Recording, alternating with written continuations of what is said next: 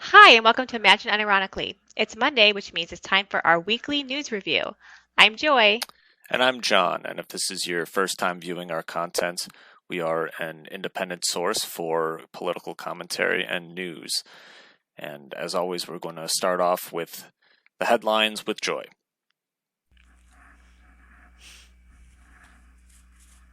Thanks, John. Our top news stories for the week are that New York City's law department reported that many NYPD cops were sent to protests centered around the death of George Floyd without proper training or even knowledge of First Amendment rights. The report stated that, quote, for the majority of officers who were assigned to George Floyd protests, their training on policing protests was limited to what they had received as recruits in the academy. Next, the Biden administration is rolling out a $21.6 billion emergency rental assistance program to provide some relief for renters as the June 30th end date for the national moratorium on evictions draws closer. We'll have more on this story in economic news. Also, the Biden administration plans to ban menthol and tobacco products. This is set to disproportionately affect low-income communities, especially the Black community, and I'll talk more about this in domestic social news. Lastly, evictions of Palestinian families in the Sheikh Jarrah region of East Jerusalem have led to serious unrest in Israel during the Holy Week of Ramadan. I'll be diving into the details of that conflict later in global humanitarian news. Before I hand it over to John for our economic news, I'm going to give the weekly COVID update. According to Reuters, this is the third consecutive week that cases overall have been falling. We have the lowest amount of deaths this past week since we've had in October. And we're down 13.2% from last week. Our 7-day average this week was 45,817 new cases and 677 deaths. That is also a 8.5% drop in a positivity rate for testing overall, which is great news. This is largely attributed to the fact that a third of Americans are now fully vaccinated. So hopefully we will continue to keep those numbers on the decline. Also, I wanted to mention in COVID news this week that Biden has finally thrown his support behind the World Trade Organization's proposal to waive intellectual property rights for COVID-19 vaccines. This is incredibly important. It would remove so many hurdles for many countries in order to allow them to manufacture their own vaccinations when other countries hold private patents. Countries like India and South Africa, as well as over 100 more, are struggling to be able to come up with new formulas to provide vaccines for their people because these patents are in the way. The intellectual property rights are creating a massive barrier to equitable access to vaccinations.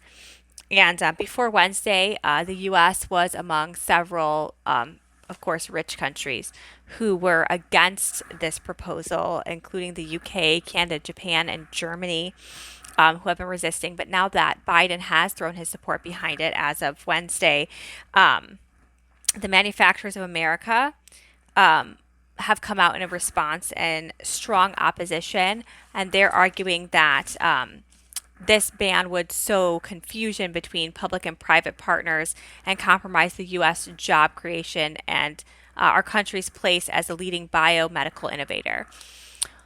My answer to that is honestly, who cares? Who cares if we remain as our illustrious position as the world's leading medical innovator? That is nothing in comparison to the loss of life. Hundreds of thousands of people are dying every day because of the inequitable access to these vaccinations and the inability of these countries to overcome these intellectual property rights and patents.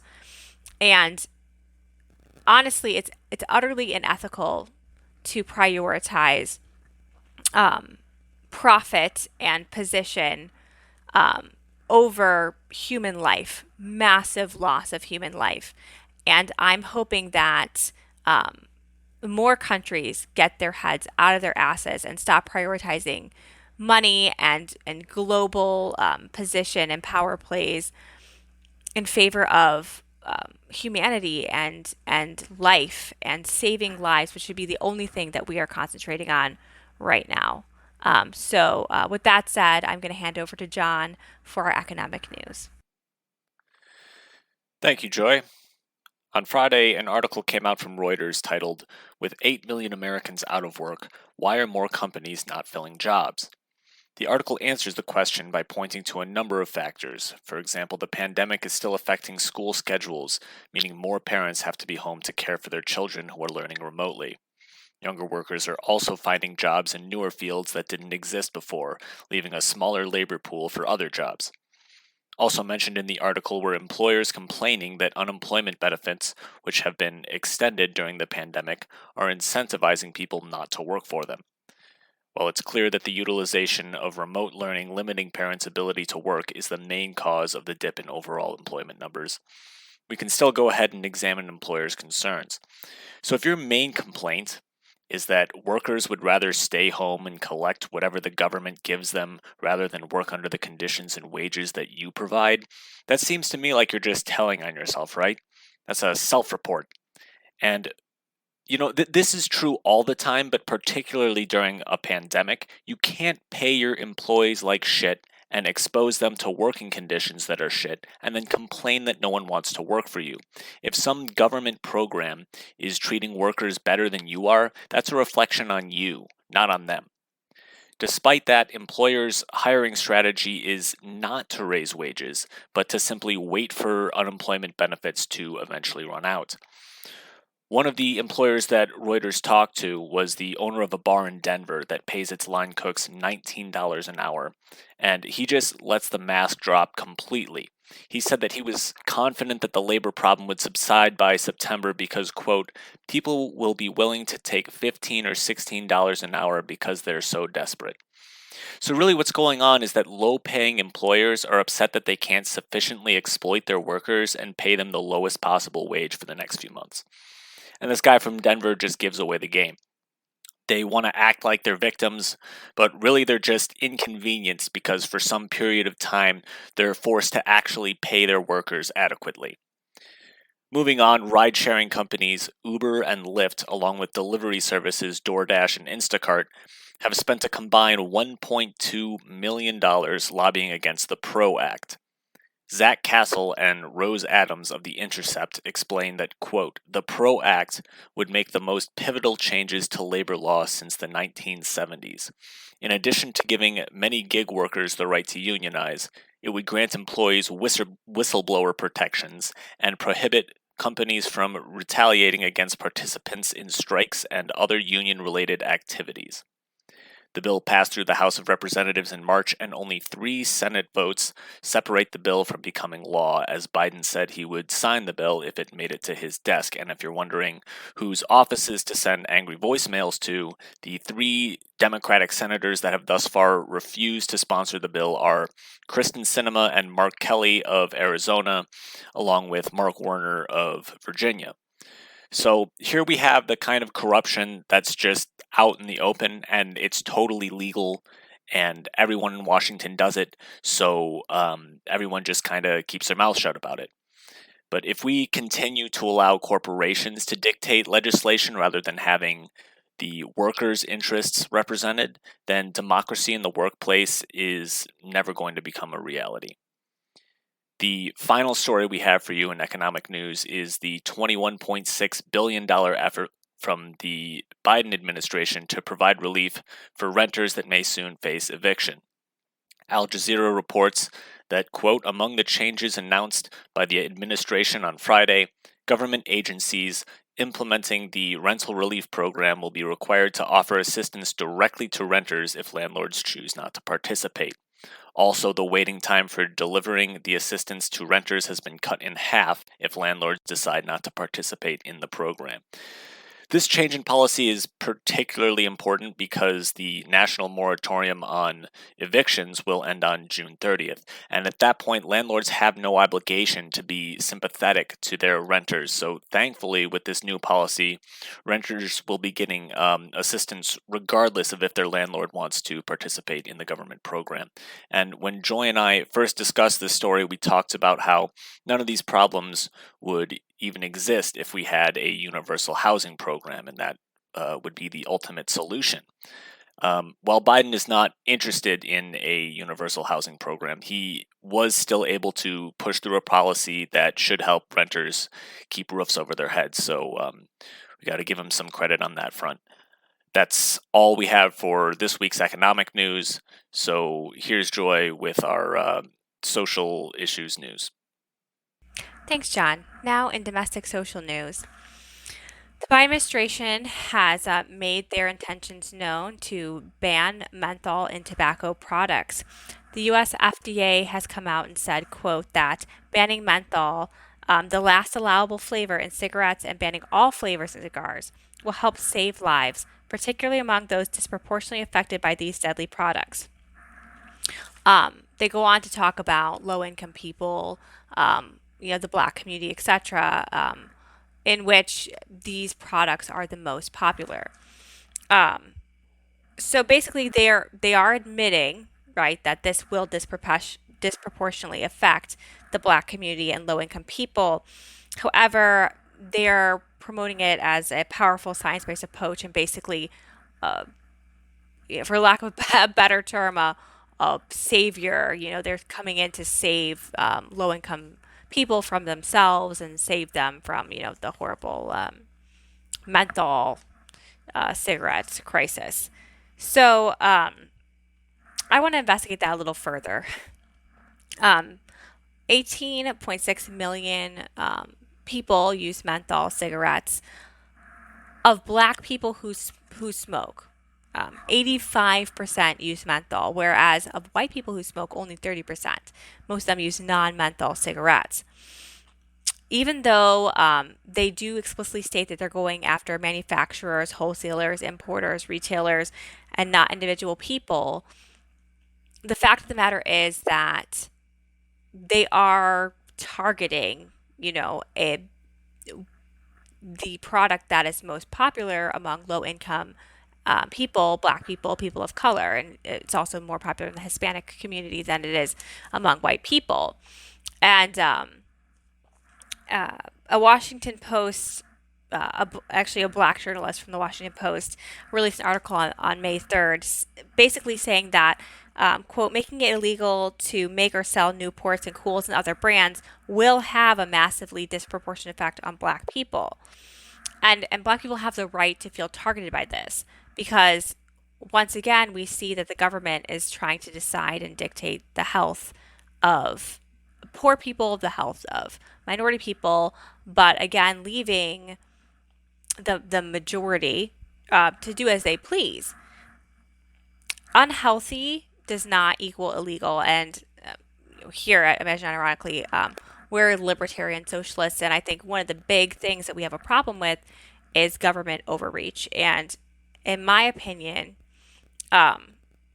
we should be stigmatizing addictive substances less. Like, I would like to see more legalization. We want to go legalize, all drugs and substances and let people make the choice for themselves because you're not harming people. We should have health information available. Obviously, we can encourage people to stop smoking, but to legislate people's personal health choices, to me, is incredible overreach. Also, it leads to a secondary problem, which is that menthol may be illegal here, but it's not in Mexico and other places, and it will, as with any other substance, due to its popularity, most likely open up a black market. And what happens when that occurs? Will police have the power to come in and confiscate, to crack down on single sales of single cigarettes? This will end up most likely leading to more convictions and more targeting of black people who are trying to provide these products still in their communities. And once again, we're going to end up with more disproportionate policing of low-income people and especially Black Americans. If they're so concerned about health and they're so concerned about people to stop smoking, why are they going after minority communities and menthol and not going after white communities and regular cigarettes, which make up most cigarettes smoked? Um, this is the issue. Like, you can't pick and choose. Obviously, I don't think that they should be regulating tobacco. I don't think they should be regulating weed. I don't think they should be regulating cocaine, to be honest with you, or anything. But the way that these legislators pick and choose what they're going to go after, it almost always shows to fall along these lines and ends up disproportionately affecting and targeting Black communities. And I think that the white savior complex aspect of this is incredibly dangerous. We should be allowing people to have access to information, access to their doctors, access to medical care, access to addiction, um, care and support. But we should not be, in my opinion, regulating and forcing people to not have choices as to what they're going to do with their bodies, even if what they choose is not healthy, as long as it's not hurting others. Also, in our domestic social news, speaking of racial issues, Colorado State House member Richard Haltorf has come under massive fire after calling a Black colleague buckwheat on the floor. I don't, if you're not familiar with the term buckwheat, it's a reference to a Jim Crow era stereotypical Black character from a show called Our Gang. And Representative Leslie Herod, who was the one who was targeted by this, did confront him on the floor. And it's really just depressing and sad to see that we are still in this place. We're still in a place where we have people in our leadership who are using terms demeaning others for race. He came out and said that it was supposed to be a term of endearment, and he's sorry if it offended anyone, but basically, it was misunderstood. However, he has been known, actually, this particular House member has been known to say many other incredibly questionable things in reference to race historically, and it's time to stop. I mean, it is 2021. It is time to clean house. Like, we need to be ejecting and ridding our leadership of these racist people or people who are prejudiced, and are that's how we get legislation that targets Black and brown and low income communities, is because we have these people in our leadership, and that's what happens. They promote, profiling. They promote these targeted laws, and it's about time that we said no, enough is enough, and we rid our leadership of these types of racial issues, because it's past time. There should be a zero tolerance, and there should have never been tolerance, but at this point in history, there should be absolutely zero tolerance for any sort of racism or prejudice within our legislature. So that's it for domestic social news. So I'm going to hand it back to John for foreign policy. Thank you. Last month, Betty McCollum, Democratic representative of Minnesota's 4th District, introduced a bill that would ensure the annual $3.8 billion that the U.S. gives to Israel is not used to aid in human rights abuses against Palestinians. The bill is supported by more than a dozen members of Congress. While the bill obviously doesn't have enough votes to pass, the marginal support for the bill may signal a shift in discourse around monetary aid to Israel. Brad Parker, senior advisor for DCIP, a human rights advocacy group for Palestinian children, explains that while aid to Israel used to be a strictly bipartisan issue, the conversation in Washington is now changing. He says that in the grand scheme of American politics, we're still sort of situated on the fringe, but a few years ago there wasn't even space to be on the fringe, according to Al Jazeera. This could be a good sign because the more fringe issues that are brought up in Congress, the more the media is forced to talk about them, and that's how public discourse begins to shift. I would say that while this is good news, it is still incremental progress, and it's obviously not enough. What Brad Parker says is true. 15 or 20 congressional representatives supporting Palestinian human rights is 15 or 20 more than we've ever had, but that's not nearly enough to get legislation passed through the House of Representatives. So all we can do at this time is hope that legislation like this continues to be proposed in Congress and becomes the subject of public discourse. And we're going to finish our foreign policy segment with an update on the numbers for the U.S. war in Afghanistan. From 2016 to 2020, U.S. airstrikes caused just short of 4,000 civilian casualties, with 40% of them being children, according to data published on Thursday by Action on Armed Violence, a nonprofit organization that researches armed violence globally. There's not much to say about this that the left hasn't been saying for years. Get all the boots off the ground, get any private security forces out, and stop bombing Afghanistan. There are still conservatives and liberals to this day who will say, well, it would be irresponsible to just leave altogether. We're leaving an unstable government and a humanitarian crisis. Motherfucker, we are the humanitarian crisis. 4,000 civilian casualties, 1,600 children.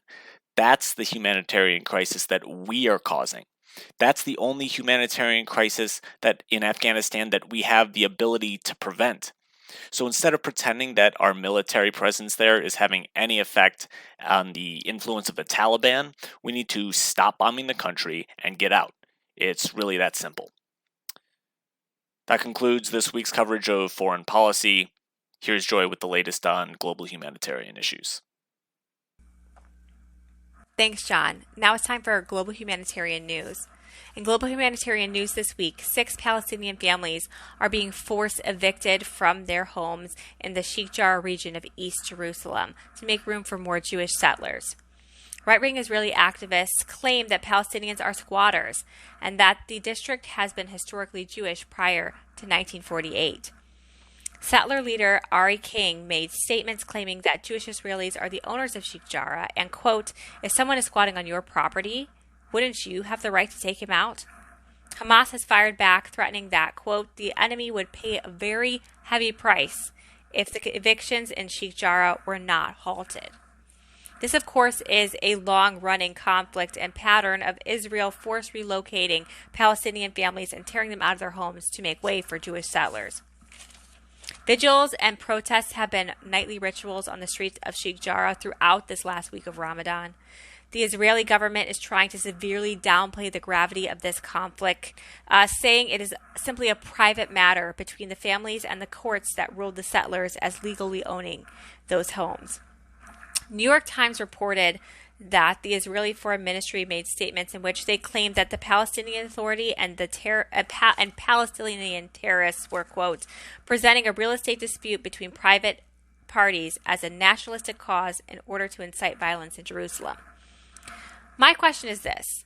What exactly does the Israeli government believe is the reasonable outcome and reaction when you consistently displace families and rip people out of their homes by force based on their ethnicity?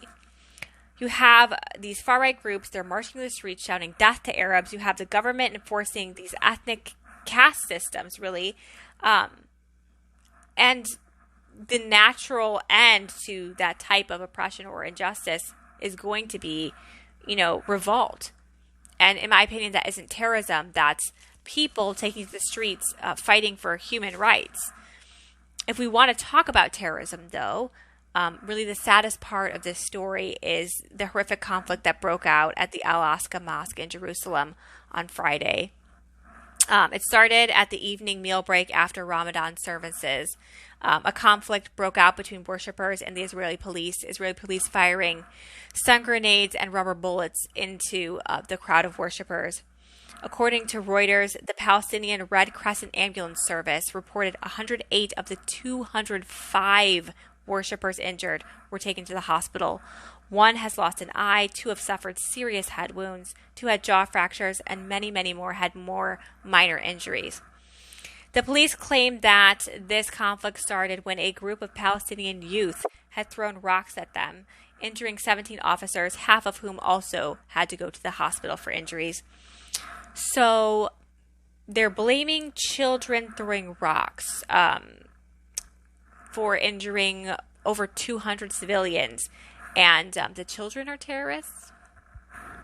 Okay. Many in the global community have come out to denounce Israeli police.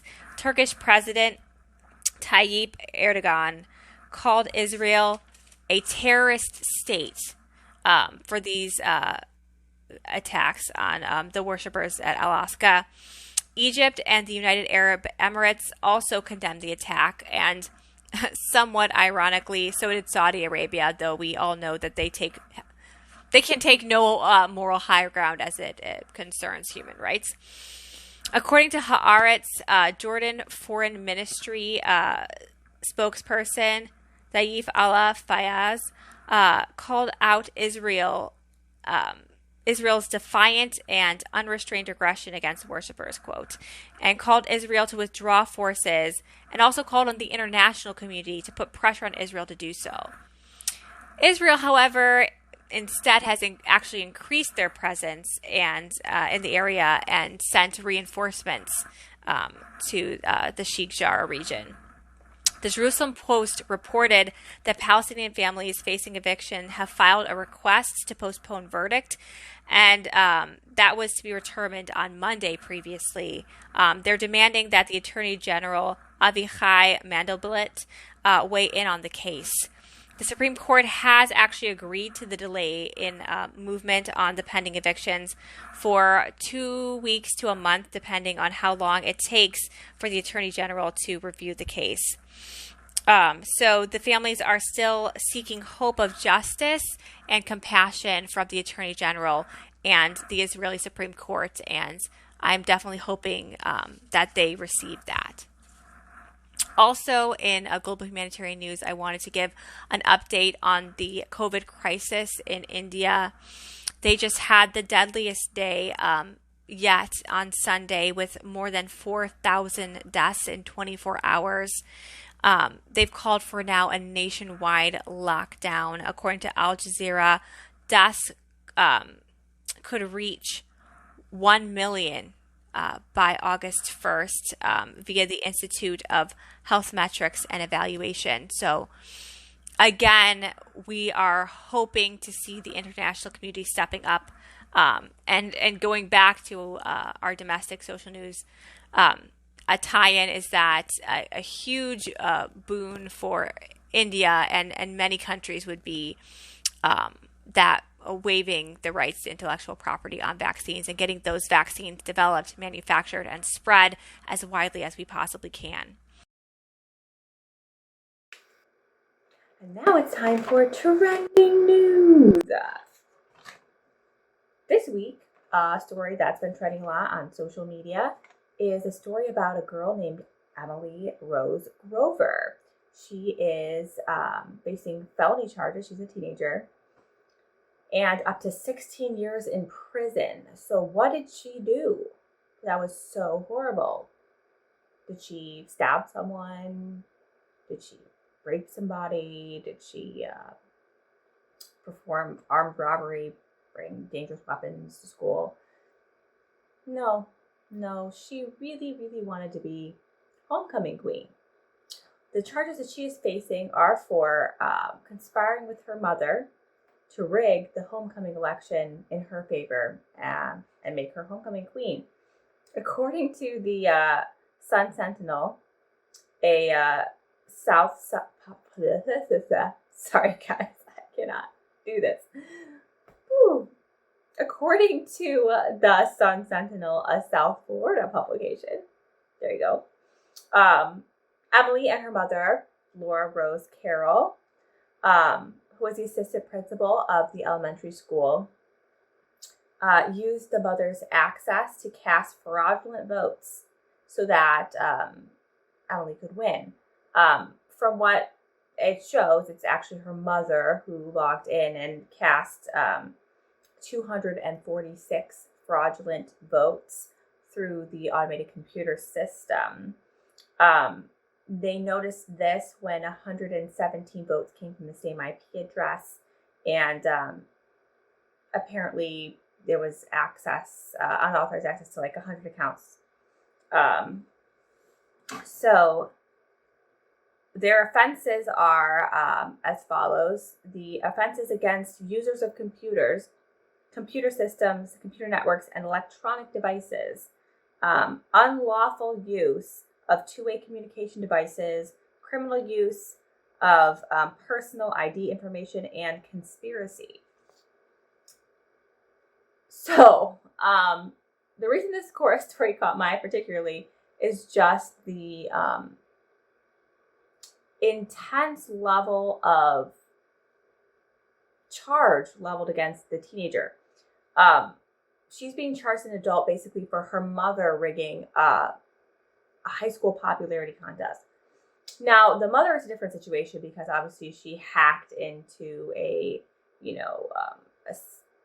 database and she perused through student information, blah, blah, blah. But she should be held responsible for that. I still don't know if 16 years is an appropriate charge, but I find it very interesting that we have in our U.S. justice system rapists who are getting 6 months and they're charging a teenage girl as an adult for attempts to win a homecoming queen vote. That to me is incredibly insane. It just shows like the priorities of our justice system are so incredibly off. There's so much intense overreach in all the wrong areas. And actually, John and I talked about this, and the victimless crimes, non-violent crimes that involve things like drugs, or in this case, taking away homecoming queen from someone else or accessing computer files. These kinds of crimes are almost always charged more heavily than some of the more violent crimes that are serious and do make someone a danger to society. I do not see how it makes any logical or ethical sense to tear possibly up to 16 years away from a teenager, putting her into her 30s for a high school popularity contest. And yes, I'm not saying it's correct. It's obviously wrong. Her mother should be fired and should face, some charges for hacking into the system. However, the girl is a child, and I don't see how she should face any sort of, honestly, jail time for her mother's actions. Her mother's responsible to be like, hey, yeah, we're not doing this. You can't have access to my logins. This is just another example of like intense over policing of citizens, and it's incredible to me because, again, one of the major reasons why we have these largely victimless or nonviolent crimes with such large penalties is because they want to fill prisons. They want to fill prisons because filling prisons keeps money flowing to these private companies. And I just think this is one of the most absurd stories that I've seen. But even like with other situations like drugs, which people would consider, quote, more serious. So that's debatable. There's no violence. Like, what did she do? And what did the teenager do? She didn't even hack into the system. Her mother did. So I just think this is almost laughably absurd. And I really hope that any judge that sees this case does not charge her harshly for a really stupid thing that she did that, honestly, though, should not affect the rest of her life, because it's actually a school election. It's actually like a high school homecoming election. That should not keep her in prison until she's 30. That should not destroy her entire life. It was a very dumb decision. But, community service at most would be more than enough for, especially for her level of involvement, which is simply basically conspiracies that she knew her mom was going to do it. She asked her mom to do it. She's a kid, okay? Kids do stupid things. But there's the desire for our system to put people in prison for these nonviolent offenses is absolutely insane. So that's my first story. John, what do you have?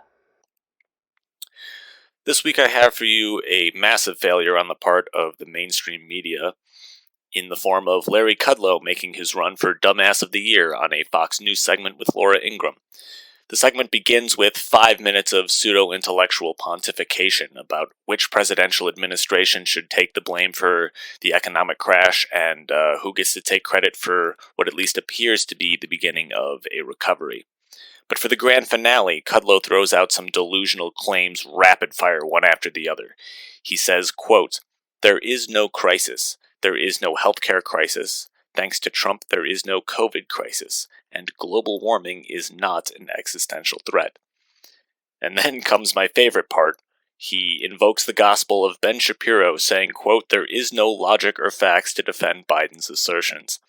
And that's just perfect. I mean, saying that there is no healthcare crisis when tens of thousands of people die every year because they have no access to basic medical care. There is no COVID crisis when 500,000 people have died, more than 500,000 people have died in this country from COVID, and that climate change is not an existential threat despite all scientific evidence to the contrary, and then claiming that someone else's position is not backed up by logic and facts. That's just fantastic. So just had to share that with you all this week. That's all I have for you. I've got another one. This is a positive story. Positive only relative to the fact that we live in a capitalist dystopian hellscape, and people are banding together to survive that. COVID, as you would assume, has caused a lot of food insecurity, and that has disproportionately affected undocumented immigrants who are afraid to show up at food pantries or seek assistance, obviously, from the government for fear of being ID'd and asked for their papers and being taken away by ICE and deported. So there has been a massive amount of food insecurity among those communities, and it's been an incredibly difficult time as they are still also largely, out of work, just like everyone else. So there's a grassroots movement that's taken hold in several places across the country. Feeding America has sponsored a lot of these, and they're community fridges. And a story came out this past week from ABC News talking about how throughout the last year, 2020, and into this year, 2021, community fridges have been such an amazing tool to aid and help particularly undocumented immigrants who have reported being, afraid to use other means in order to provide for their families. With limited access to assistance due to their citizenship status, the fridges have been a much needed response to the lack of support that they're able to get from the government. And I think it's just absolutely amazing. 1 in 4 children are experiencing food security, and Feeding America has helped feed hundreds of thousands of people with these community fridges, and it's I love it because it's a wonderful form of collective action.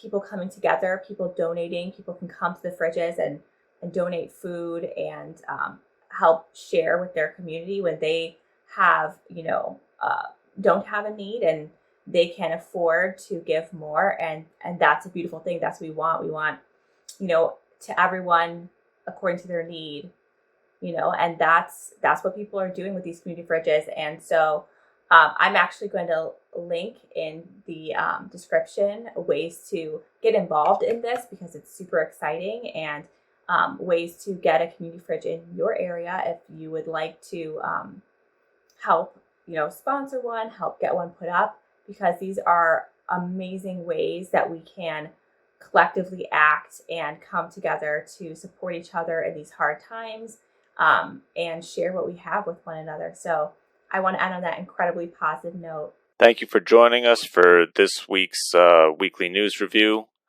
The sources for all of our stories and all of the information that we cite will be in the description below. Also, keep an eye out for our podcast, which will be coming soon on Spotify and on Stitcher, as well as here on YouTube. And if you are able, we'd really appreciate if you could support our Patreon, patreon.com/Imagine Unironically. Thank you again so much for joining us, and have a wonderful week.